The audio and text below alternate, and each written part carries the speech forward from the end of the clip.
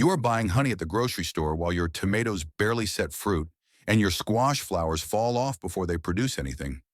You find yourself spending money on pollination services or hand pollinating with a paintbrush like some kind of desperate gardener.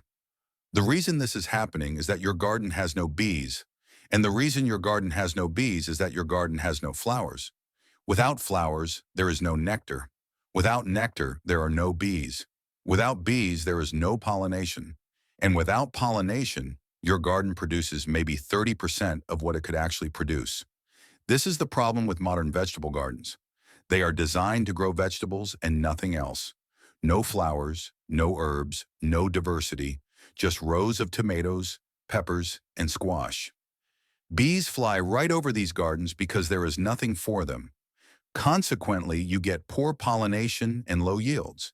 You end up buying honey at the store when you could be harvesting 50 pounds of honey a year from your own backyard while simultaneously tripling the yield of every single vegetable that requires pollination. Now here is what I'm going to show you. I am going to show you 15 flowers that you must plant in and around your vegetable garden to attract bees all season long, from early spring until late fall. These are not ornamental flowers that just sit there looking pretty. These are working flowers. They are flowers that produce massive amounts of nectar and pollen. They are flowers that bees cannot resist. These are flowers that will turn your garden into a pollinator magnet. When you plant these 15 flowers in the right sequence so that something is always blooming, you create what John Seymour calls a closed-loop system. This is a system where the bees pollinate your vegetables and, in return, you provide them with nectar and pollen. The result is that your vegetable yields triple, your squash actually produces. Your tomatoes set fruit on every truss. Your cucumbers grow straight and full. On top of all that, you harvest 50 pounds of honey every single year without ever buying another jar at the grocery store. This is not some modern permaculture theory. This is how every single country garden worked for thousands of years. Seymour writes that nearly every cottage kept bees, not as a hobby, but as an essential part of the food-producing system, because bees and gardens are inseparable. You cannot have a productive garden without bees, and you cannot keep bees without flowers. This is the system I'm going to teach you. The first flower you must plant is the crocus. The reason the crocus is so important is that it blooms in February and March when almost nothing else is blooming. Bees are desperate for food after winter, and the crocus provides both nectar and pollen at a time when bees are starving. If you plant crocus bulbs in the fall, they will naturalize, spread, and come back every single year. Bees will cover them the moment they open. This early nectar gives the bee colony the energy boost it needs to build up for the main nectar flow in summer. Without early spring flowers like the crocus, your local bee population stays weak and your garden suffers. The second flower you must plant is the snowdrop.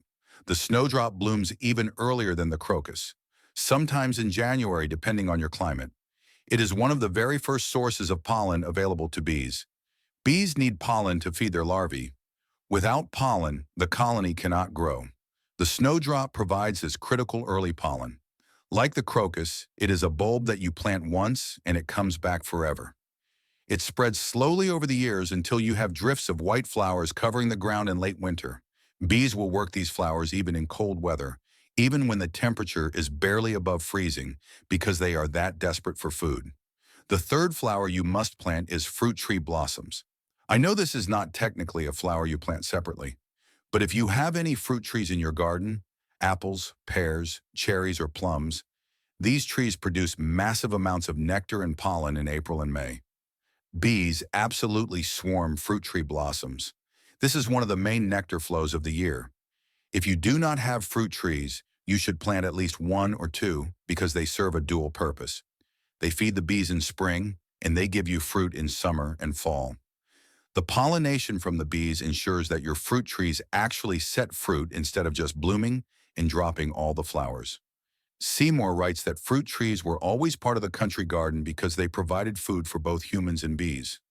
This is why gardens with flowers outperform gardens without flowers every single year. The fourth flower you must plant is chives. Chives are a perennial herb that produces purple pom-pom flowers in May and June. Bees absolutely love chive flowers. They cover them completely. The great thing about chives is that you can harvest the leaves for cooking and then let the plant flower for the bees. Chives spread slowly and come back every year. They require almost no maintenance and grow in sun or partial shade. They are one of the easiest pollinator plants you can grow. If you let some of your onions and garlic bolt and flower, bees love those flowers too. This is an example of how you can integrate pollinator flowers directly into your vegetable garden without dedicating separate space to ornamentals. The fifth flower you must plant is borage. Borage is an annual herb that self-seeds aggressively, which means you plant it once and it comes back forever on its own. Borage produces beautiful blue star-shaped flowers that are absolutely dripping with nectar. Bees work borage constantly from morning until night. Borage blooms for months, from June all the way through September. It is one of the best nectar plants you can grow. Beekeepers specifically plant borage near their hives because it produces light, delicious honey. Borage is also edible. The leaves taste like cucumber, and the flowers are edible too. It grows in poor soil and requires no fertilizer and no care. You just let it do its thing, and the bees take care of the rest. These early spring flowers are what build the colony. The sixth flower you must plant is the sunflower. Sunflowers are probably the most iconic bee flower, and for good reason, because a single sunflower head can have thousands of tiny flowers packed together. Each one of those tiny flowers produces nectar and pollen. Bees work sunflowers all day long. Sunflowers bloom in July and August when the main nectar flow is happening. This is when bees are storing honey for winter. Sunflowers provide massive amounts of both nectar and pollen. You can plant giant sunflowers that grow 10 feet tall, or you can plant smaller varieties that grow 4 or 5 feet. Either way, the bees will cover them. After the bees are done, you can harvest the sunflower seeds for yourself or leave them for the birds in winter. The seventh flower you must plant is lavender. Lavender is a perennial shrub that blooms in June and July. Lavender produces some of the highest quality honey in the world, light, floral, and delicious. Bees work lavender flowers constantly. Lavender thrives in hot, dry conditions and requires almost no water once established. It grows in poor soil, is deer-resistant, and is drought-tolerant. It lives for 10 or 15 years. You plant it once, and it just keeps producing. Lavender also has medicinal properties. You can dry the flowers for tea or sachets. It is one of those plants that serves multiple purposes: beauty, bees, medicine, and fragrance. The eighth flower you must plant is oregano. Oregano is a perennial herb that most people grow for cooking. But if you let oregano flower in July and August, it produces masses of tiny pink and purple flowers that bees swarm. Oregano spreads aggressively and requires no care, no fertilizer, and no water. You can harvest oregano leaves all season and then let it flower at the end of summer. Oregano honey is dark, strong, and flavorful. If you let some of your thyme and sage flower too, bees love those as well. The ninth flower you must plant is calendula. Calendula is an annual flower that blooms from June until frost and produces bright orange and yellow flowers that bees work constantly. Calendula self-seeds aggressively, so you plant it once and it comes back every year on its own. Calendula is also medicinal. The flowers have anti-inflammatory properties. Calendula grows in any soil and requires no care. It blooms continuously if you deadhead the spent flowers. It also attracts beneficial insects like ladybugs and lacewings that eat aphids and other pests. This is the difference between a garden that feeds you and a garden that just decorates your yard. The 10th flower you must plant is phacelia. Phacelia is an annual flower that is specifically grown by beekeepers as a cover crop because it produces insane amounts of nectar. Phacelia blooms in June and July. The flowers are purple and fern-like, and bees cover phacelia so completely that you can hear the hum from 20 feet away. Phacelia is also a green manure crop, which means after it flowers, you can cut it down and dig it into the soil to add organic matter and nitrogen. Phacelia grows fast, from seed to flower in about 6 weeks. It grows in any soil and requires no fertilizer. You can succession plant it every few weeks to keep flowers coming all summer.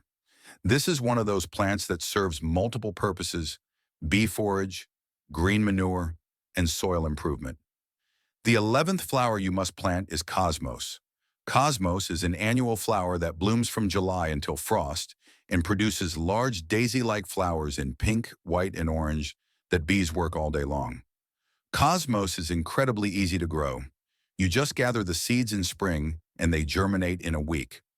Cosmos grows in poor soil. It actually prefers poor soil, and it requires no fertilizer and no water once established. It blooms continuously until frost and cosmos self-seeds. So you plant it once and it comes back every year. Summer flowers are about storage. The 12th flower you must plant is asters. Asters are perennial flowers that bloom in September and October when almost everything else has stopped blooming. Asters are critical for bees because they provide late-season nectar and pollen that bees need to build up their winter stores. Without fall flowers like asters, bee colonies go into winter weak, and many of them do not survive. Asters come in purple, pink, and white. They grow 2 to 4 feet tall, spread slowly, come back every year, and require no care. Native asters are especially valuable because they co-evolved with native bees.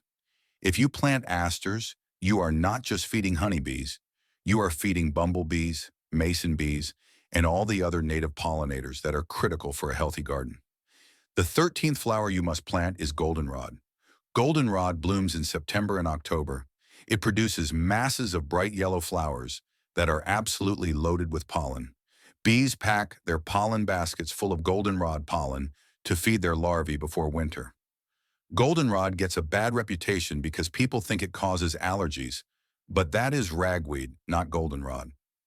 Goldenrod pollen is too heavy to be airborne. Goldenrod is one of the most important fall nectar sources for bees. It grows in any soil, full sun or partial shade, spreads slowly, and comes back every year. It requires no care. Goldenrod honey is dark and strong, and it is the last major honey flow of the year. The 14th flower you must plant is sedum. Sedum is a perennial succulent that blooms in August and September. Sedum produces flat-topped clusters of tiny pink flowers, and bees and butterflies cover sedum flowers completely. Sedum is incredibly drought-tolerant.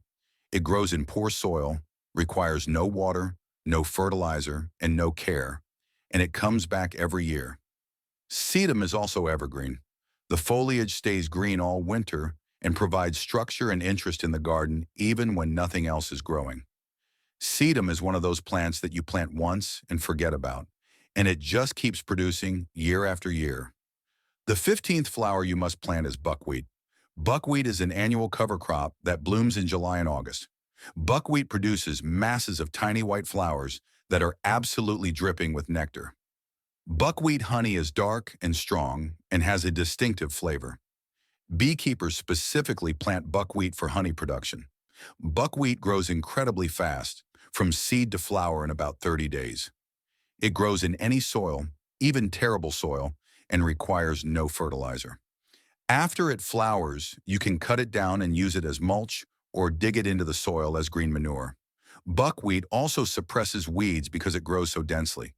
This is another example of a plant that serves multiple purposes: bee forage, green manure, weed suppression, and honey production. Fall flowers are about survival. Now here is what ties all 15 flowers together. This is not just about 15 flowers, it is about one idea. Your garden should never be empty of blooms.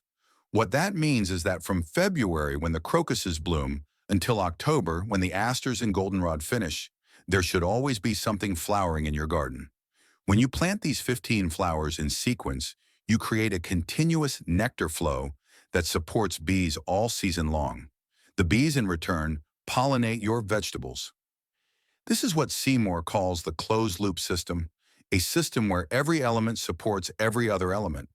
The result is that nothing is wasted, no energy is lost, and the garden becomes more productive every single year.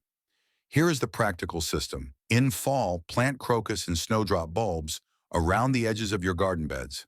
Plant them in drifts of 20 or 30 bulbs, and they will naturalize and spread. In early spring, let your fruit trees bloom. Do not spray them with anything that would harm bees. In May, let your chives flower and plant borage seeds directly in the soil. In June, Plant sunflower seeds along the edges of your garden and let your lavender and oregano flower. In July, plant calendula, phacelia, cosmos, and buckwheat seeds. You can succession plant these every few weeks to keep flowers coming. In August, your sedum will bloom automatically. In September and October, your asters and goldenrod will bloom, and these will be the last flowers of the season. If you remember nothing else, remember this. Bees and gardens are inseparable. You cannot have one without the other. When you plant these 15 flowers, you are not just growing flowers, you are building a system. It is a system that produces vegetables, honey, pollination, and fertility. This system does not require chemicals, fertilizers, or purchased inputs. It runs on sunlight, nectar, and the work of bees. Once you understand this, gardening stops being expensive because you are no longer buying honey. You are no longer hand-pollinating. You are no longer struggling with poor yields. You are harvesting 50 pounds of honey every year. Your tomatoes are setting fruit on every truss. Your squash is producing twice as much. Your cucumbers are growing full and straight. All of this is happening because you planted 15 flowers. Research shows that gardens with adequate pollination produce 2 to 3 times more fruit than gardens without pollinators. This applies to tomatoes, peppers, squash, cucumbers, melons, beans, and fruit trees. If you keep bees in your garden, a single hive can produce 30 to 60 pounds of honey per year, depending on your climate and the availability of nectar. If you calculate the value of that honey at $10 per pound, that is $300 to $600 worth of honey every single year. On top of that, your vegetable yields have doubled or tripled, which means you are growing twice as much food in the same space. This is not even counting the value of pollination services, which commercial farmers pay hundreds of dollars for. You are getting all of this for free just by planting 15 flowers. This is what Seymour understood, that a garden is not just a place where you grow vegetables. A garden is a living system. It is a system that includes vegetables, flowers, herbs, bees, birds, and soil organisms. When you design your garden as a system instead of a collection of individual plants, the garden becomes self-sustaining. It requires less work, less input, and less money, while producing more food, more honey, more fertility, and more abundance. This is the difference between industrial agriculture, which is based on inputs and control, and ecological gardening, which is based on relationships and cooperation. The 15 flowers I just showed you are the foundation of that system. They are the bridge between your vegetables and the bees. When you plant them, you are not just planting flowers. You are building a relationship between your garden and the natural world. That relationship will feed you for decades. Once you understand this, honey stops being something you buy, and pollination stops being something you worry about because your garden is full of bees, your bees are full of nectar, and your vegetables are full of fruit. You are harvesting honey in August, tomatoes in July, and squash in September. All of this is happening because you planted 15 flowers. This is the system that Seymour taught and that country gardeners used for thousands of years. This system will turn your garden from a place that requires constant inputs into a place that produces constant abundance. The best part is that you plant most of these flowers once and they come back every single year. The bulbs naturalize, the perennials spread, the annual self-seed, and every year the system gets stronger. The bee population grows, the pollination improves, and the yields increase. Imagine standing in your garden in August. Before, you were standing there with a paintbrush in your hand, desperately hand-pollinating flowers one by one. Now, you are standing there with a jar of honey in one hand and a basket of tomatoes in the other. You are not buying anything. You are not spraying anything. You are not hand-pollinating anything. You are just harvesting because you built a system that works with nature instead of against it. That system is feeding you. The difference was not effort. The difference was design. If this story has changed the way you look at the blooms in your garden, please subscribe and like the channel. We are uncovering the history and the natural wisdom that they have tried to bury. Plant the future. The next treasure of knowledge will be revealed soon.